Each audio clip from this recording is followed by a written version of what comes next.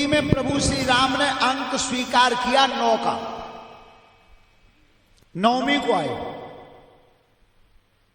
9 का अंक ही अक्षय हो गया।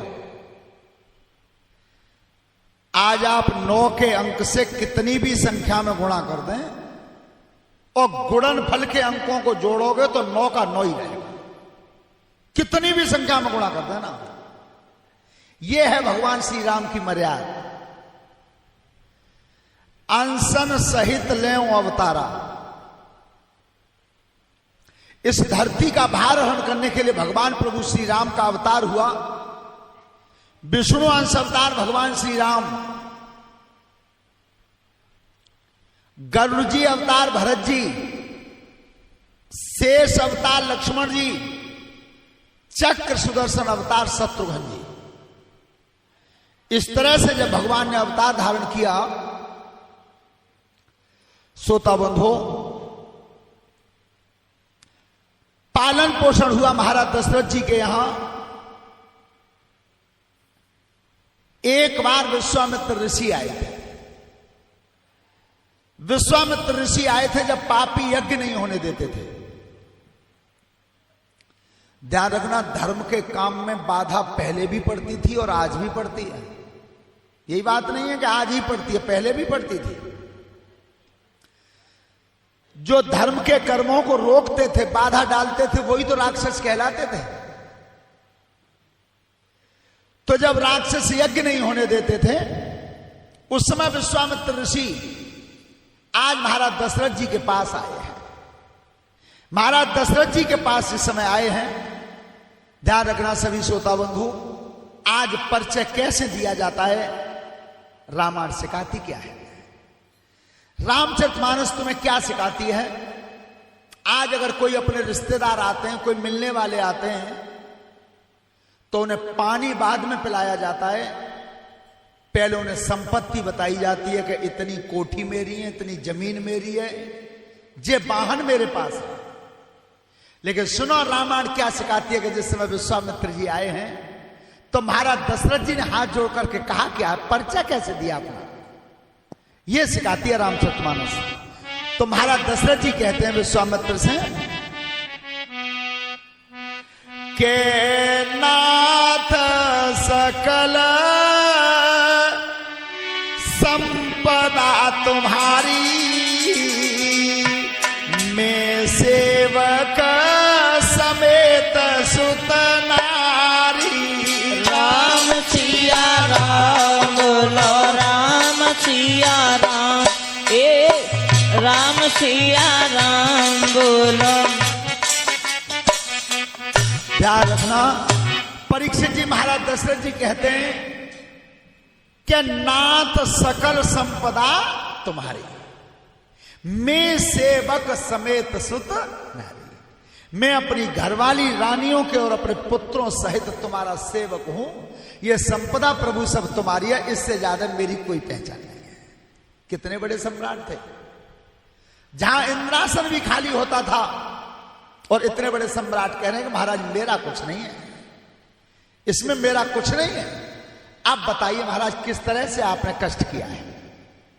श्रोता बंधु, विश्वामित्र ऋषि कहते हैं कि पापी यज्ञ नहीं होने दे रहे, मैं तुम्हारे बेटा राम को मांगने आया हूं। लेकिन ध्यान रखना, जैसे ही राम को मांगा, सब श्रोता बंधु ध्यान से सुनते चलना। आपने सुना होगा हार्ट अटैक कै बार पड़ता है, 3 बार, तीसरे पर तो भगवान हिमालय को है। तो आज महाराज दशरथ जी को पहला अटैक पड़ा है। पहला अटैक पड़ा है जब राम को विश्वामित्र ने मांगा है। लेकिन विश्वामित्र जी जब राम को मांगते हैं तो दशरथ जी का जवाब क्या है। दशरथ जी जवाब देते हैं कि महाराज आपने मेरे बेटा राम को ही क्यों मांगा। अरे यज्ञ नहीं होने देते पापी, तो आप सेना मांग ले जाते। सेना नहीं मांगते तो महाराज मैं खुद चलता। महाराज दशरथ बहुत बड़े बलवान थे, मैं खुद चलता तुम्हारी यज्ञ की रक्षा करता। लेकिन राम को ही क्यों मांगा। इस बात को ध्यान से सुनना सब। हमारे तुम्हारे शरीर पर 4 चीज ऐसी आती हैं, क्या उन 4 में से अगर एक भी आ जाए तभी घमंड हो जाता है। 4 में से अगर एक भी आ जाती है उसी समय घमंड पैदा हो जाता है। कौन कौन सी? सबसे पहले नंबर पर रूप, सुंदरता। सुंदरता जब आती है तब घमंड आता है। दूसरे नंबर पर धन, धन घर में बढ़ता है तब भी घमंड आता है। तीसरे नंबर पर ऐश्वर्य और चौथे नंबर पर कीर्ति। ये 4 में से अगर एक भी आ जाती है तो घमंड पैदा हो जाता है। महाराज दशरथ जी, तुम्हारे बेटा राम पे तो चारों की चारों ही हैं, फिर भी लेस मात्र घमंड नहीं है। मैंने इसलिए राम को मांगा है। अब राम को मांगा तो महाराज दशरथ जी ने जवाब और क्या दिया? प्रभु तुमने राम को मांगा जरूर है, बेटा तो 4 है, लेकिन क्या बोले? केशव सुत प्रिय मोई प्राण की नाई, और राम देत ना बने गुसाई।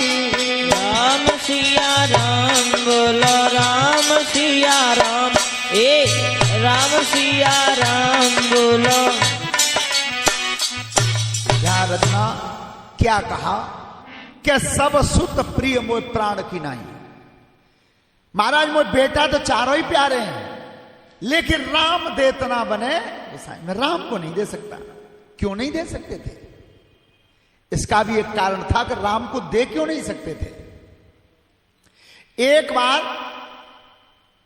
जब महाराज दशरथ जी तपस्या करने गए थे, ध्यान रखना, तपस्या की बरगद के नीचे, और आपने मोबाइल पर देखा भी होगा, राष्ट्रीय वृक्ष है बरगद, राष्ट्रीय वृक्ष।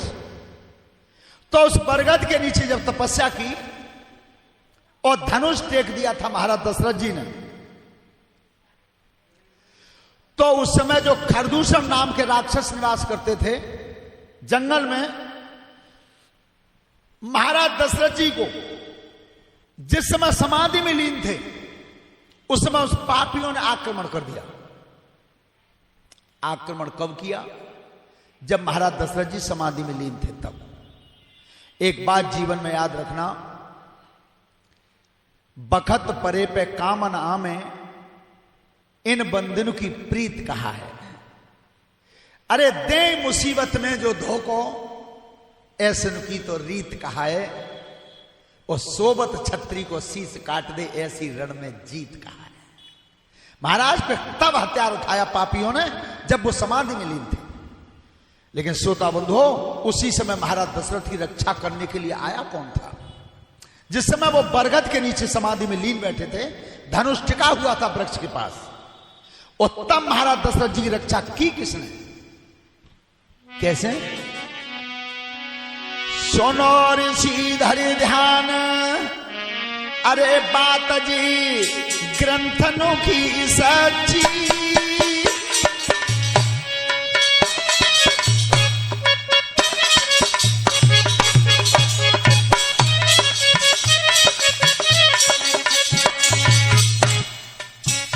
जा पेड़ से दशरथ जमे निकल के जाई रहो पक्षी। अरे जा पेड़ ते दशरथ जमे निकल के जाई रहो पक्षी। अरे जा, महाराज दशरथ जी बैठे हुए थे और पापियों ने हथियार ऊपर तान दिया था, मारना चाहते थे। लेकिन उसी समय एक पक्षी जा रहा था उड़ के। उस पक्षी का नाम क्या था? सुनो ऋषि धरि ध्यान के लंबी पड़ गई आयु है, जो उड़ की पक्षी जातु नाम जको धरो जटायु है। अरे जो उड़ के पक्षी जातु नाम जको धरो जटायु है। भैया पक्षी का नाम जटायु था, लेकिन जटायु पक्षी ने आज नीचे निहारा करे, दुष्टो ये तुम क्या कर रहे हो? महाराज तो भजन में लीन है और तुम बैठे हुए महाराज को मारना चाहते हो। उसी समय पक्षी नीचे उतर गया। दानिव खड़े आज धरती पे, नाय पक्षी ने समय लगाई, बैठी ध्यान परीक्षित सुनिए, तब तक तेग चलन नाई पाई, पक्षी उतर परोए धरती पे, बीच में पंख दहे फैलाई।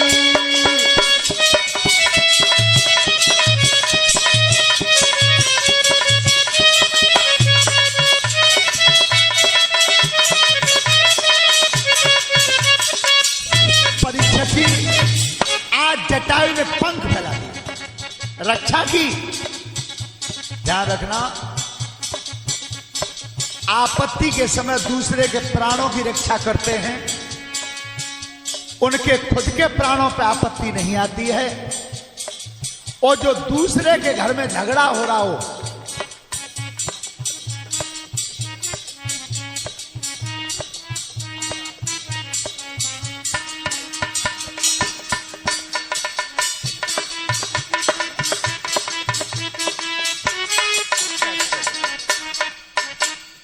सभी श्रोता बंधु ध्यान से सुने, माताएं बहनें बेटियां ध्यान से सुने। दूसरे की आपत्ति में जो प्राणों की रक्षा करता है, उसके प्राणों पे आपत्ति नहीं आती। और कहीं दूसरे के घर में झगड़ा हो रहा हो, बिना बुलाए झगड़े को निपटा देना। प्रभु श्री राम की कृपा रही तो तुम्हारे घर में झगड़ा नहीं होगा, नहीं होगा। आप करके तो देखिए। लेकिन आज ये समय नहीं है, समय बदल गया है। किसी में अगर झगड़ा होता है तो जो निपटाने वाले लोग होते हैं वो एक ने हाथ इधर रख दिया, एक ने इधर रख दिया और कह दी चिंता मत करिए हम तेरे संग में। ये नहीं होना चाहिए, ये नहीं होना चाहिए। मैंने उस दिन भी बताया था कि मेरे संत श्रोमण स्वामी दयानंद ने एक बात कही थी, बार रूस के पहलवान से कि भैया हम लड़ना नहीं जानते, हम तो जुड़ना जानते हैं। तो जो दूसरे की घर की लड़ाई को मेट देते हैं उनके घर में झगड़ा नहीं होता। लेकिन आज वो जटायु पक्षी महाराज दशरथ की रक्षा करता है। और जिस समय महाराज दशरथ जी का पलक खुलता है तो वो चारों तरफ राक्षस घूम रहे थे। महाराज दशरथ जी ने धनुष मार उठाया, एक ही प्रहार में सब भाग गए। इतने बड़े सम्राट थे, लेकिन जटायु पक्षी घायल हो गया था। ध्यान रखना, एक बार घायल यहां हुआ और दूसरी बार परमारथ में इतना घायल हो गया कि दुनिया ही को छोड़ गया। लेकिन उसका नतीजा यह मिला था कि जो 14 भवन के स्वामी थे प्रभु श्री राम, उनकी गोद में मृत्यु हुई थी, गोद में, उसी जटायु को। तो महाराज दशरथ जी की रक्षा की। तो दशरथ जी ने कहा भैया आज से तुम मेरे मित्र हो, मैं तुम्हारा मित्र हूं। तुमने संकट में साथ निभाया है तो आज से तुम मेरे मित्र हो, मैं तुम्हारा मित्र हूं। लेकिन मैं ये कहना चाहता हूं क्या तुम मांग लो मुझसे कुछ, तुम्हारी इच्छा हो सो। प्राण रक्षा की है। तो उस जटायु पक्षी ने मांगा क्या था? राजा दशरथ देख रहे तब पक्षी ने वचन उचारो, एक कमी रही गई है बाकी, ताग को ना कोई देवे वारो।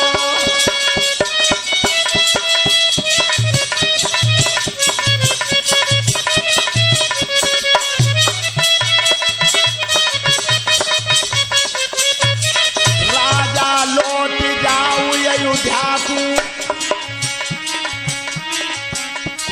भूपति बच गयो प्राण तुम्हारो, ये तो लला होई जब घर में तापे गए अधिकार हमारो। बोलिए सियावर रामचंद्र की।